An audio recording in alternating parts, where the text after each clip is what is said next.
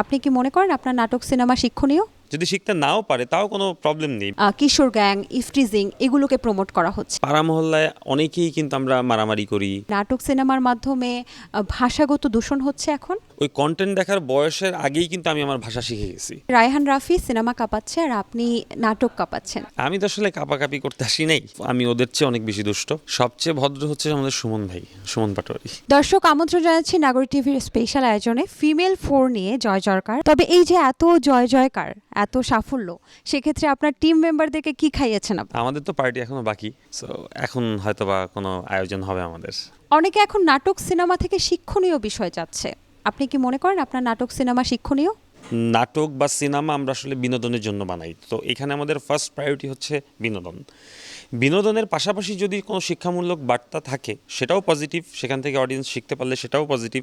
যদি শিখতে নাও পারে তাও কোনো প্রবলেম নেই, বিকজ অফ এটা এন্টারটেনমেন্ট পারপাসে দেখা। অনেকেই বলেন যে আপনার নাটকে, বিভিন্ন নাটকে যেমন ফিমেল 4, ফিমেলের বিভিন্ন কিস্তিতে কিশোর গ্যাং, ইফটিজিং এগুলোকে প্রমোট করা হচ্ছে। আপনি বিষয়টাকে কিভাবে দেখেন? আসলেই কি আপনারা কিশোর গ্যাং বা ইফটিজিং এই বিষয়গুলোকে প্রমোট করছেন? পাড়া মহল্লায় অনেকেই কিন্তু আমরা মারামারি করি, অনেকে যে কোনো ইস্যু নিয়ে ঝগড়া বিবাদে জড়িয়ে যাই, কিন্তু এই বিষয়টাকে আমি পজিটিভলি কিন্তু দেখাইনি যে এটাই করা উচিত।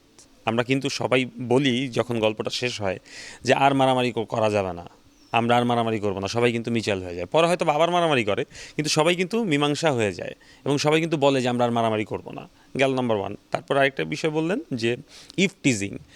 আমরা কিন্তু দেখিয়েছি যে একটা ইফটিজিং করার কারণেই পুরো গল্পে কত বড় ধরনের গ্যাঞ্জাম লেগে যায়, তার মানে এটা পজিটিভ না। সো এখন আপনি যদি ইফটিজিং করার পর কি হয়েছে সেটা না চিন্তা করে যদি চিন্তা করেন ইফটিজিংটাকেই আমি শুধু নিব, তাহলে তো এটা আসলে আপনার দৃষ্টিভঙ্গির ব্যাপার। আপনার কি মনে হয় নাটক সিনেমার মাধ্যমে ভাষাগত দূষণ হচ্ছে এখন? আমরা ছোটোবেলা থেকে ভাষা আসলে নিজের মতো করে নিজের পরিবারের কাছ থেকে শিখি। সো যখন আমার কন্টেন্ট দেখার বয়স হয়েছে, ওই কন্টেন্ট দেখার বয়সের আগেই কিন্তু আমি আমার ভাষা শিখে গেছি। সো আমার কাছে মনে হয় না যে নাটক বা সিনেমার ভাষা আমার ব্যক্তি জীবনের ভাষাকে কোনোভাবে প্রভাবিত করে। অনেকে বলে যে রায়হান রাফি সিনেমা কাঁপাচ্ছে আর আপনি নাটক কাঁপাচ্ছেন। এই বিষয়টাকে আপনি কিভাবে দেখেন? আমি তো আসলে কাপাকাপি করতে আসি নাই, আমি আসলে কন্টেন্ট বানাইতে আসছি, কাজ করছি, নিজে আনন্দ পাচ্ছি। সো যদি সব কিছু ঠিকঠাক থাকে হয়তো বা সিনেমাতেও মানে আনন্দ নিয়ে কাজ করব। আর রাফি আমার বন্ধু মানুষ, ওর জন্য সবসময় শুভকামনা, ও ভালো করছে। কাজল আরেফিন অমি ভাইয়া, তিনি হচ্ছে বিভিন্ন নতুন অভিনয় শিল্পী বা বিভিন্ন অভিনয় শিল্পীদেরকে তার নাটকে এনে অভিনয় করিয়ে তারপর হিট করায়। এটার সাথে অমি ভাইয়া কতটুকু একমত অথবা একমত না? দেখেন, আমি কাউকে আমার নাটকে বা আমার ফিল্মে অ্যাক্টিং করায় হিট করাবো এই ইন্টেনশন থেকে আমি আসলে কখনোই কাস্ট করি না, বা এটা আসলে আমার প্ল্যানেও কখনো থাকে না। আমি আসলে আমার গল্পটা নির্বাচন করি, আমার গল্পটা নিয়ে কাজ করি, আমার চরিত্রগুলোকে আমি ট্রাই করি যে আমি নিজে পছন্দ করে নিজে বিলিভ করে চরিত্রগুলো ডেভেলপ করতে এবং সেই চরিত্রের সাথে যায় এমন অভিনেতা অভিনেত্রীদের সাথে কাজ করতে। যদি সব কিছু সবাই বিলিভ করে আমরা যেই এফোর্টটা দিই সেটা অডিয়েন্সের ভালো লেগে যায়, তখনই আসলে একটা ক্যারেক্টার বা একজন আর্টিস্ট আসলে একটু স্পার্ক করে বা মানুষের কাছে পৌঁছায়। ফিমেল 4-এর সফলতাটা আসলে কতটুকু? আমাদের ফিমেল ফোন নিয়ে যেই ধরনের এক্সপেকটেশন ছিল আমরা আসলে সেটাকে ছাড়িয়ে গিয়েছি। আমাদের অসময়ে আমরা বেশ ভালো একটা রেসপন্স পেয়েছিলাম। তো অসময়ে যেই অডিয়েন্স আমরা পেয়েছিলাম ধরেন 40 ডেইজে, সেটা আসলে আমরা মাত্র 6-7 দিনের মধ্যেই পেয়ে যাই ফিমেল 4-এ। সো একটা হিউজ রেসপন্স আমরা ওটিটির মাধ্যমে পাই।